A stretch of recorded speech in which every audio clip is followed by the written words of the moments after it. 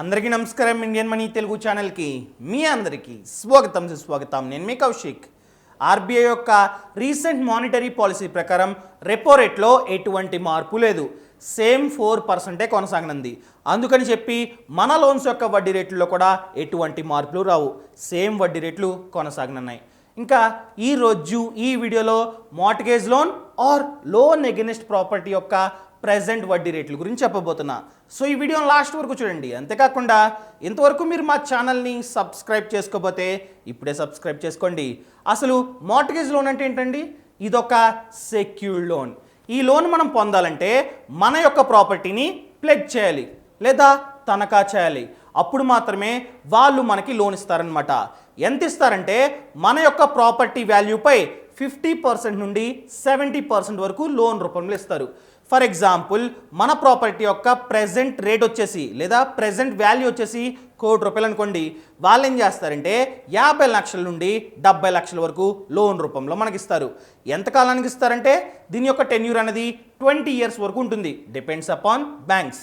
మనకి కావాలంటే 5 ఇయర్స్ తీసుకోవచ్చు, 10 ఇయర్స్ తీసుకోవచ్చు, అలాగే 20 ఇయర్స్కి కూడా మనం ఈ లోన్ని తీసుకోవచ్చు. పొరపాటుని కనుక మనం 20 ఇయర్స్ తర్వాత కూడా ఈ లోన్ని సరిగ్గా రీపే చేయలేదనుకోండి, ఎగ్గొట్టేసామనుకోండి, వాళ్ళు ఏం చేస్తారంటే మన ప్రాపర్టీని ఆప్షన్లో పెట్టి మరి అమ్మేసుకుంటారు. వాళ్ళకి ఆ రైట్ ఉంటుంది. ఎందుకంటే మనం ఈ లోన్ని తీసుకున్న సమయంలోనే మనం తనఖా మీద సంతకం చేస్తాం, డాక్యుమెంట్స్పై సంతకం చేస్తాం. ఇన్ కేస్ మేము కనుక ఈ లోన్ని రీపే చేయకపోతే మీరు దాన్ని అమ్ముకోండి నాయన అని చెప్పి ఆ షీట్ మీద ఉంటుంది. దాని మీద మనం సంతకం చేస్తాం కనుక వాళ్ళకి ఆ రైట్ ఉంటుందన్నమాట. చాలామంది ఏమనుకుంటారంటే, ఫర్ ఎగ్జాంపుల్, ఎప్పుడైతే మన ప్రాపర్టీని ప్లెడ్జ్ చేస్తామో అప్పటి నుండి ఆ ప్రాపర్టీపై మనకి ఎటువంటి రైట్స్ ఉండవేమో అనుకుంటారు. కానీ ఉంటాయి, మన ఇష్టం, మనకి నచ్చినట్టు ఉండొచ్చు. ఇది ప్రాపర్టీ అన్నది ఇల్లు కావచ్చు, పొలాలు కావచ్చు, ల్యాండ్ కావచ్చు, ప్లాట్ కావచ్చు, ఫ్లాట్ కావచ్చు, ఏదైనా కావచ్చు, లేదా కమర్షియల్ ప్రాపర్టీ అయి ఉండొచ్చు, లేదా ఇండస్ట్రియల్ ప్రాపర్టీ కూడా అయి ఉండొచ్చు. Depends upon banks.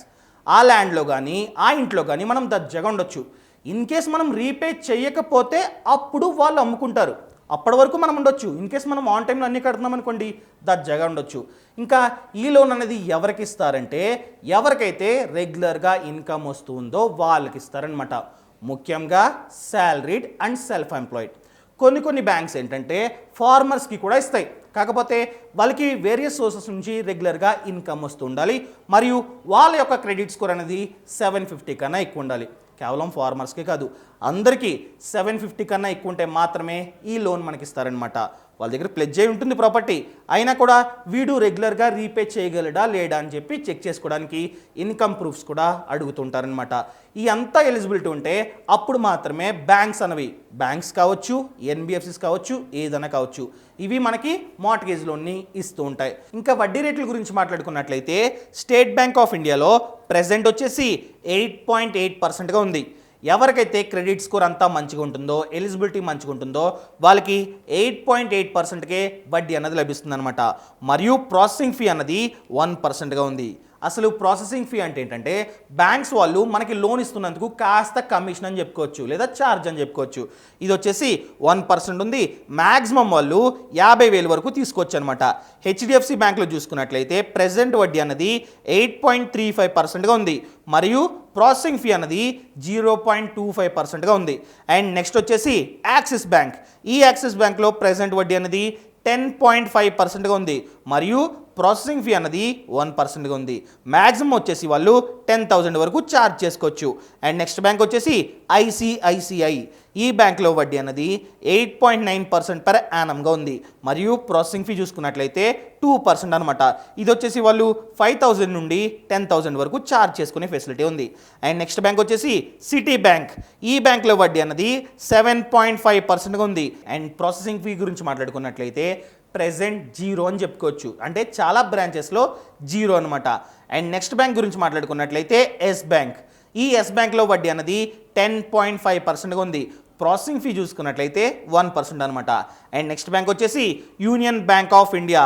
ఈ బ్యాంక్లో 11.5%గా ఉంది వడ్డీ, మరియు ప్రాసెసింగ్ ఫీ చూసుకున్నట్లయితే 0.5%గా ఉంది. యూనియన్ బ్యాంక్ అంటే ఆంధ్ర బ్యాంక్ అని కూడా అనుకోవచ్చు. అండ్ నెక్స్ట్ బ్యాంక్ వచ్చేసి కరూర్ వైశ్య బ్యాంక్. ఈ బ్యాంక్లో వడ్డీ అన్నది 12.15%గా ఉంది, మరియు ప్రాసెసింగ్ ఫీ చూసుకున్నట్లయితే 0.5% అనమాట.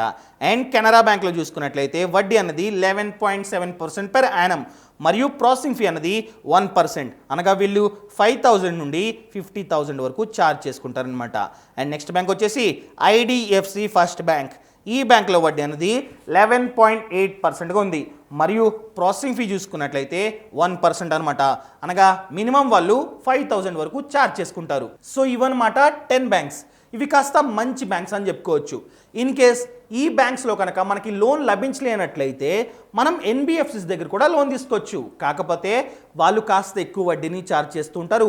అదేవిధంగా ప్రాసెసింగ్ ఫీ కూడా ఎక్కువ ఉంటుంది. అండ్ ప్రీ క్లోజర్ ఛార్జెస్ కావచ్చు, ప్రీపేమెంట్ ఛార్జెస్ కావచ్చు, ఇవన్నీ ఆ బ్యాంక్స్లో కాస్త ఎక్కువ ఉంటాయి అన్నమాట. గమనించండి. ఇన్ కేస్ మీకు కనుక ఎలిజిబిలిటీ ఉంటే ఇలాంటి మంచి బ్యాంక్స్లో మాత్రమే తీసుకోండి. లైక్ ఎస్బీఐ, యాక్సిస్, హెచ్డిఎఫ్సి, వీటిలో తీసుకోండి. అది కూడా ఏ బ్యాంక్లో అయితే వడ్డీ రేట్లు తక్కువ ఉండి, ప్రాసెసింగ్ ఫీ తక్కువ ఉండి, preclosure charges, prepayment charges ఇవన్నీ తక్కువ ఉంటాయో ఆ బ్యాంక్స్లో మాత్రమే తీసుకోండి. కొన్ని ఎన్బిఎఫ్సిస్ ఉన్నాయి, అదేవిధంగా కొన్ని చెత్త బ్యాంక్స్ ఉన్నాయి, వాటిల్లో తీసుకోవద్దు. వాళ్ళు ఏంటంటే మనం ఆస్తిని తనఖా పెడుతున్నాం కదా, మన ఆస్తిని ఇచ్చేస్తున్నాం. ఇన్ కేస్ వాళ్ళు ఏదైనా తప్పుగా ఏదైనా చేశారనుకోండి, మన ఆస్తిని కోల్పోవాల్సి వస్తుంది. అలా జరగదులేండి, చాలా తక్కువ. ఆర్బీఐ ఉంది కాబట్టి అవేం జరగవు. అయినా కూడా మన జాగ్రత్తల్లో మనం ఉంటాం మంచిది కదా. సో ఈ మధ్యకాలంలో చాలామంది ఏం చేస్తున్నారంటే వాళ్ళకి ఆల్రెడీ చాలా అప్పు ఉంటుంది, అంటే బయట వడ్డీకి తీసుకుంటూ ఉంటారనమాట. వడ్డీ వ్యాపారుల దగ్గర కావచ్చు, లేదా ఫ్యామిలీ మెంబర్స్ దగ్గర కావచ్చు. ₹2 వడ్డీకి, ₹3 వడ్డీకి ఈ రకంగా 3-4 చోట్ల తీసుకుంటూ ఉన్నారు. అలాంటి వాళ్ళు ఏం చేస్తున్నారంటే వాళ్ళకి ఆల్రెడీ సొంత ఇల్లు, సొంత పొలం ఉంటుంది, దానిని తాకట్టు పెట్టి మోర్టగేజ్ లోన్ తీసుకొని దానితో క్లియర్ చేసేస్తున్నారు. అలా క్లియర్ చేసినట్లయితే కేవలం ఒక్క రుణం మాత్రమే మన దగ్గర ఉంటుంది, అది కూడా తక్కువ వడ్డీకి. ఎస్బీఐలో చూసుకున్నట్లయితే 8%, 9%, 10% ఈ రేంజ్లోనే కదా ఉంది, అవునా? అవి చూసుకుంటే ₹2 వడ్డీ అంటే ఎంత? 24%. 24% ఎక్కడ, 9% ఎక్కడ కదా. ఈ రకంగా ఒకే లోన్ని పెట్టుకుంటూ ఉన్నారు అన్నీ క్లియర్ చేసి. ఈ లోన్కి ఏం చేస్తారంటే 20 years పాటు నెల కింద అని చెప్పి ఈఎంఐ కట్టుకుంటూ ఉంటారు. ఇది ఈఎంఐ బేస్ అనమాట. మనం పర్సనల్ లోన్కి ఈఎంఐలా కడతాం, ఆ రకంగానే నెల కింద అని చెప్పి ఈఎంఐ కడుతూ ఉండాలి. మీకు మరిన్ని డీటెయిల్స్ కావాలంటే ఇప్పుడే మీ బ్రాంచ్కి విజిట్ చేయండి. మీకు ఆల్రెడీ బ్యాంక్ అకౌంట్ ఉంటుంది, ఎస్బీఐలో కావచ్చు, హెచ్డిఎఫ్సి కావచ్చు, ఉంటాయి కదలండి. సో అక్కడికి వెళ్ళి అడగండి, బ్యాంక్ మేనేజర్ దగ్గరికి వెళ్ళి చెప్పండి, ఇలా కౌశిక్ వీడియో చూశాను, ఇండియన్ మనీ తెలుగు ఛానల్లో ఇలా చెప్పాడు, మాకు కూడా మార్ట్గేజ్ లోన్ ఇవ్వండి అని చెప్పినట్లయితే వాళ్ళే చూసుకుంటారు. వాళ్ళే ఫామ్ ఇస్తారు, ఎలిజిబిలిటీ అడుగుతారు, ఎంత ఇన్కమ్ వస్తుందని అడుగుతారు. ఇన్ కేస్ మీరు శాలరీడ్ పీపుల్ అయితే మీ శాలరీ స్లిప్లు అడుగుతారు, ఇవన్నీ అడుగుతారు. జస్ట్ మీ డాక్యుమెంట్స్ అన్ని సబ్మిట్ చేస్తే వాళ్ళు లోన్ ఇస్తారనమాట. అంతేకాకుండా ప్రాసెస్ అంతా వాళ్ళే చెప్తారు. సో ఈ రకంగా మార్ట్గేజ్ లోన్ గురించి కానీ, రివర్స్ మార్ట్గేజ్ లోన్ గురించి కానీ, లేదా home loan, business loan, personal loan, దేని గురించి డౌట్ ఉన్నా కింద డిస్క్రిప్షన్లో ఒక లింక్ ఉంది. ఆ లింక్ని క్లిక్ చేసినట్లయితే ఫినాన్షియల్ ఫ్రీడమ్ యాప్ డౌన్లోడ్ అవుతుంది. ఈ యాప్లో 50 కన్నా ఎక్కువ కోర్సులు ఉన్నాయి. మార్ట్గేజ్ లోన్ గురించి ఉంది, పర్సనల్ లోన్ గురించి ఉంది, హోమ్ లోన్ గురించి ఉంది, ప్రతి ఒక్క దాని గురించి ఉంది. అదేవిధంగా స్టాక్ మార్కెట్ గురించి, మ్యూచువల్ ఫండ్స్ గురించి, ప్రతి ఒక్క దాని గురించి కోర్సులు ఉన్నాయి. ఇంకెందుకు ఆలస్యం, ఇప్పుడు యాప్ని డౌన్లోడ్ చేసుకోండి. ఇలాంటి మంచి మంచి వీడియోలతో రేపు మీ ముందుకు వస్తాను. అంతవరకు సెలవు. ఇట్లు మీ Kaushik. Thank you so much. Thanks for watching.